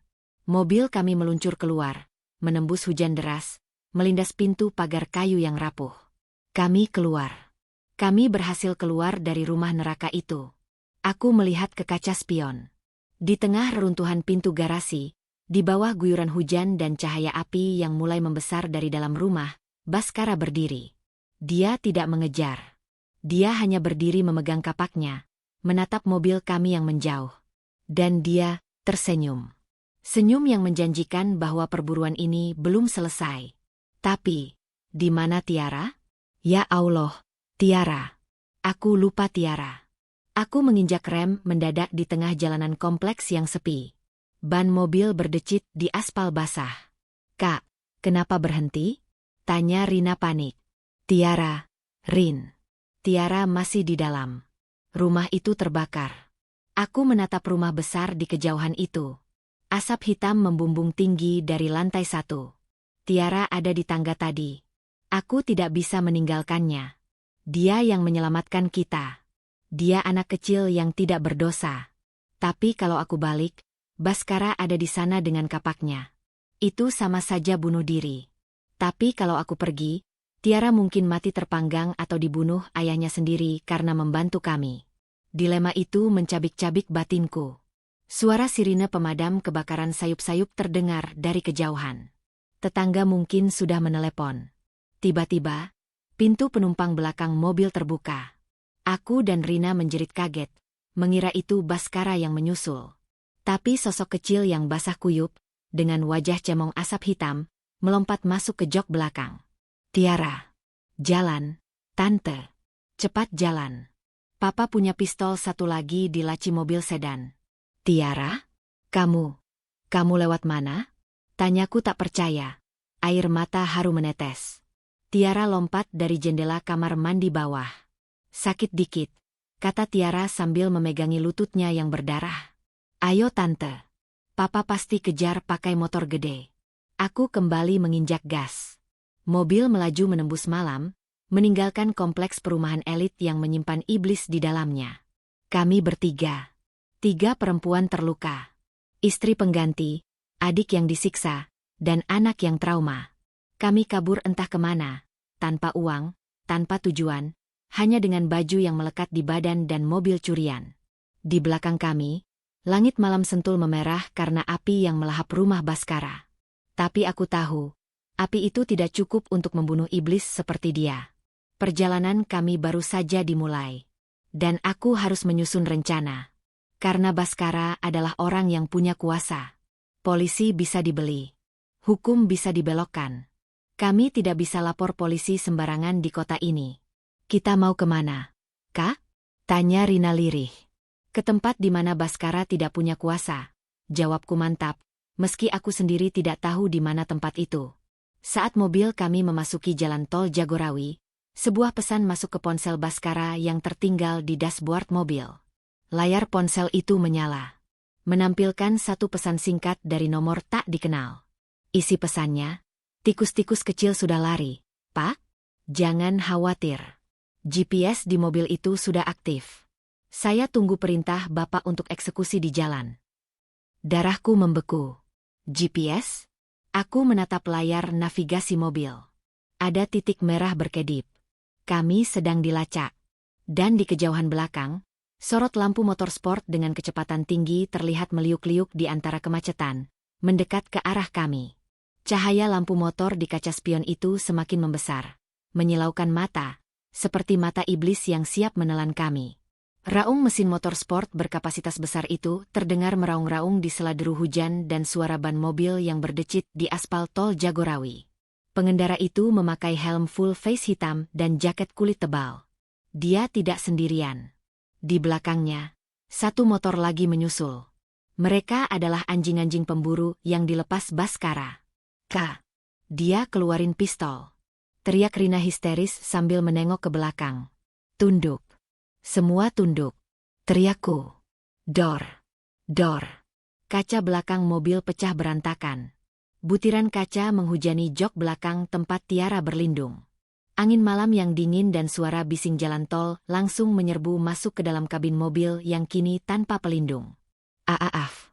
Tiara menjerit. Tiara, kamu kena? Tanyaku panik sambil membanting setir ke kiri dan ke kanan. Mencoba membuat pola zigzag agar mereka susah membidik. Enggak Tante. Tiara enggak apa-apa. Tiara tiarap di bawah jok. Syukurlah. Tapi kita tidak bisa terus begini. Mobil ini besar dan lambat, sementara motor mereka lincah. Dan yang lebih parah, GPS sialan itu. Selama GPS itu aktif, mereka akan tahu posisi kita meski kita sembunyi di lubang semut sekalipun. Tiara, dengerin Tante. Kamu harus cari alat pelacak itu. Tante nggak bisa lepas setir. Tante harus tabrak mereka kalau mereka dekat. Cari di mana Tante? Suara Tiara bergetar hebat. Di bawah setir. Di dekat kaki Tante. Cari kotak kecil warna hitam yang ada lampu kedap-kedipnya. Cepat sayang. Nyawa kita ada di tangan kamu. Tiara merangkak dari jok belakang ke depan, melewati celah antar kursi. Tubuh kecilnya menyelinap ke bawah dashboard, di antara kakiku yang sedang menginjak pedal gas dan rem bergantian. Motor pertama sudah berada tepat di samping kiri mobil. Pengendaranya mengacungkan pistol ke arah kepalaku. Kaca samping pengemudi sudah retak sebelumnya. Sekali tembak, tamat riwayatku. Mati kau. Teriak pengendara itu, suaranya terdengar samar tertelan angin. Aku tidak memberinya kesempatan. Saat aku melihat kilatan api dari moncong pistolnya, aku membanting setir ke kiri sekuat tenaga. Braa. Bodi samping Pajero yang kokoh menghantam motor itu. Pengendara itu kehilangan keseimbangan. Motornya oleng, menabrak pembatas jalan beton dengan kecepatan 100 km per jam. Tubuh si pengendara terpental jauh, berguling-guling di aspal seperti boneka kain rusak. Satu tumbang. Tapi motor kedua masih ada di belakang. Dan dia melihat temannya jatuh. Dia pasti akan lebih ganas. Dapat tante. Tiara berteriak dari bawah. Ini ada kotak hitam nempel pakai magnet. Lampunya merah kedip-kedip. Cabut kabelnya. Atau tarik aja. Buang keluar. Perintahku. Susah tante. Keras. Tiara, tarik sekuat tenaga. Anggap itu jantungnya papa yang jahat. Tarik. Tiara menggeram, mengerahkan seluruh tenaga kecilnya. Kletek. Alat itu terlepas. Tiara bangkit, membuka kaca jendela penumpang depan sedikit, dan melemparkan kotak hitam itu keluar. Alat itu jatuh menggelinding di aspal, tepat di jalur motor kedua yang sedang mengejar. Bagus. Sekarang kita hilang dari radar. Tapi motor di belakang masih mengejar secara visual. Dia tidak butuh GPS. Dia punya mata. Jarum bensin di dashboard menunjukkan tanda empty. Lampu indikator menyala merah. Sial. Mobil ini bensinnya habis. Mungkin tangkinya bocor kena tembak atau memang Baskara jarang isi bensin. Kita nggak bakal sampai Jakarta. Rin, kataku putus asa. Terus kita kemanakah? Kita berhenti di pinggir jalan sama aja bunuh diri. Rest area. Di depan ada rest area KM10. Itu tempat ramai. Banyak truk, banyak orang, banyak saksi. Mereka nggak akan berani nembak kita di tengah kerumunan. Itu perjudian besar. Tapi itu satu-satunya pilihan. Mesin mobil mulai tersendat-sendat. Motor di belakang semakin dekat. Dia tahu mobilku melambat. Dia bersiap menyalip dari kanan untuk menembak ban. Aku melihat papan penunjuk jalan. Rest area 500 meter. Pegangan. Kita masuk. Aku membelokkan mobil dengan tajam ke jalur masuk rest area. Kecepatanku masih terlalu tinggi. Mobil oleng, ban berdecit memekakkan telinga. Mobil menabrak trotoar pembatas, melompat sedikit, lalu mendarat keras di parkiran yang penuh dengan truk ekspedisi dan bus malam. Motor pengejar itu ikut berbelok, tapi dia ragu karena di depan pos keamanan ada 2 orang satpam dan kerumunan supir truk yang sedang ngopi. Aku menghentikan mobil tepat di depan sebuah minimarket 24 jam yang terang benderang. Pintu mobil terbuka. Asap mengepul dari kap mesin. Keluar. Cepat keluar. Menuju keramaian. Aku memapah Rina. Tiara melompat turun. Penampilan kami sangat mencolok. Aku dengan daster robek dan wajah lebam. Rina dengan baju yang compang-camping dan kepala botak penuh luka. Tiara yang kotor dan bau asap. Orang-orang di rest area menoleh. Para supir truk berhenti merokok. Ibu-ibu yang sedang makan mie instan menjatuhkan garpunya. Tolong. Tolong kami. Teriakku serak. Ada pembegal. Ada pembunuh. Kepanikan melanda. Beberapa supir truk yang berbadan besar langsung berdiri, mengambil kunci roda. Satpam berlari mendekat. Sementara itu, di kejauhan, dekat pintu masuk, aku melihat motor pengejar itu berhenti. Pengendaranya menatap kami dari jauh. Dia melihat kerumunan orang mulai mengelilingi kami. Dia tahu dia kalah jumlah. Dia tidak bisa melakukan pembantaian massal di sini. Dia memutar balik motornya dan tancap gas kembali ke jalan tol. Menghilang di telan kegelapan malam. Kami selamat. Untuk sementara. Mbak? Mbak kenapa? Ini lukanya parah sekali. Astagfirullah. Ini adiknya kenapa kurus begini? Tanya seorang ibu berkerudung. Matanya berkaca-kaca melihat kondisi Rina. Bu, tolong, pinjam HP ibu. HP saya hilang, tolong, napasku tersengal. Bukan untuk menelepon polisi. Aku tahu polisi di daerah ini mungkin sudah disuap Baskara. Aku butuh pengadilan yang lebih tinggi. Pengadilan rakyat. Pengadilan viral. Baskara adalah pejabat. Dia takut citranya rusak. Dia takut atasan. Dia takut massa. Ibu itu meminjamkan ponsel pintarnya. Aku segera membuka aplikasi kamera. Aku memilih mode live streaming di akun YouTube milik ibu itu, atau Facebook, atau apa saja. Anya, kamu mau apa? Tanya Rina lemah. Dia duduk bersandar di ban truk tronton. Kita lawan dia pakai cara yang gak bisa dia beli. Rin. Aku mengarahkan kamera ke wajahku yang lebam. Lalu ke wajah Rina yang hancur. Lalu ke Tiara yang ketakutan. Tombol record ditekan. Assalamualaikum warahmatullahi wabarakatuh. Nama saya Anya. Dan wanita di sebelah saya yang hancur fisiknya ini adalah Rina, adik kandung saya. Dan anak kecil ini adalah Tiara, putri kandung dari pria yang menyiksa kami. Air mataku menetes, tapi suaraku tegas. Jika kalian melihat video ini, artinya kami sedang dalam bahaya. Kami baru saja lolos dari rumah neraka milik seorang pejabat bernama Baskara. Baskara Pratama. Cari nama itu. Dia pegawai negeri sipil terhormat di siang hari, dan psikopat penyiksa wanita di malam hari. Aku mengarahkan kamera ke luka-luka Rina. Ini hasil perbuatannya. Adik saya diculik, disekap di bawah tanah, dibuat bisu, dan dijadikan boneka hidup. Istri pertamanya, Ratna, dibunuh dan difitnah gila. Saya, Anya, istri keduanya, dipaksa menjadi perawat untuk adik saya sendiri yang sekarat. Malam ini dia membakar rumahnya sendiri untuk menghilangkan jejak. Dia menyuruh pembunuh bayaran mengejar kami di tol Jagorawi. Tolong. Saya mohon kepada seluruh rakyat Indonesia. Tolong kami. Viralkan video ini. Bagikan ke semua orang. Tag Presiden. Tag Kapolri. Tag semua orang yang punya hati nurani. Karena kalau video ini tidak viral, besok pagi mayat kami mungkin sudah ditemukan mengambang di sungai. Dan kasusnya akan ditutup sebagai kecelakaan biasa. Kalian adalah satu-satunya pelindung kami sekarang. Jangan biarkan uang dan jabatan menutupi kebenaran. Baskara harus bayar. Demi air mata Rina. Demi masa depan Tiara. Demi nyawa kami. Tolong. Tanganku gemetar. Aku mengakhiri siaran itu. Dalam hitungan detik, notifikasi mulai masuk. 1 penonton. 10. 100. 1000. Komentar bermunculan dengan kecepatan cahaya. Marah. Sedih. Mengutuk. Membagikan. Video itu menyebar seperti api di hutan kering. Sirine polisi terdengar mendekat dari jalan tol. Bukan satu, tapi banyak. Mobil patroli dengan lampu biru berputar-putar memasuki area parkir. Apakah itu polisi baik? Atau polisi suruhan Baskara?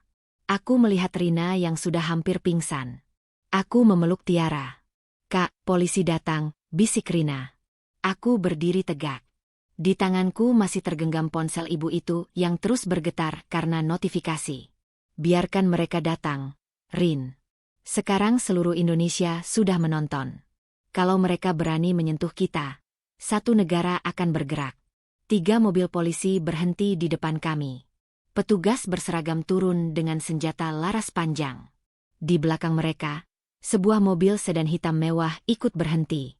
Pintu mobil sedan itu terbuka. Keluarlah seorang pria parubaya dengan pakaian dinas kepolisian bintang 2. Wajahnya tegas. Dia menatap kami, lalu menatap layar ponsel ajudannya yang sedang memutar video live-ku barusan. Dia berjalan mendekatiku. Kerumunan orang di rest area tidak mau minggir. Mereka membuat pagar betis melindungi kami. Rakyat melindungi kami. Siapa yang bernama Anya? Tanya jenderal itu. Saya, Pak. Jawabku lantang. Jenderal itu menatap luka-luka kami. Rahangnya mengeras. Dia berbalik ke arah anak buahnya. Amankan mereka. Bawa ke rumah sakit Polri Kramat Jati. Dan kerahkan tim buser untuk tangkap Baskara Pratama sekarang juga. Hidup atau mati.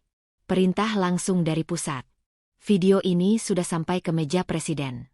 Kakiku lemas. Aku jatuh terduduk di aspal. Tangis pecah tak tertahankan. Kami menang? Belum. Baskara masih di luar sana. Dia terluka, dia marah, dan dia tidak akan menyerah tanpa perlawanan terakhir. Tapi setidaknya malam ini, kami tidak sendirian. Jutaan mata rakyat Indonesia menjaga kami. Aku menatap langit malam yang mulai terang. Hujan sudah berhenti. Perang yang sesungguhnya baru saja dimulai. Tapi kali ini, aku siap. Terima kasih sudah mendengarkan kisah kami. Ini bukan sekadar cerita. Ini adalah peringatan. bahwa di balik pintu rumah tetangga yang tertutup rapat, mungkin ada jeritan yang tak terdengar. Jadilah peduli. Jadilah telinga bagi mereka yang dibungkam. Sampai jumpa di Pengadilan Baskara. Wassalamualaikum warahmatullahi wabarakatuh.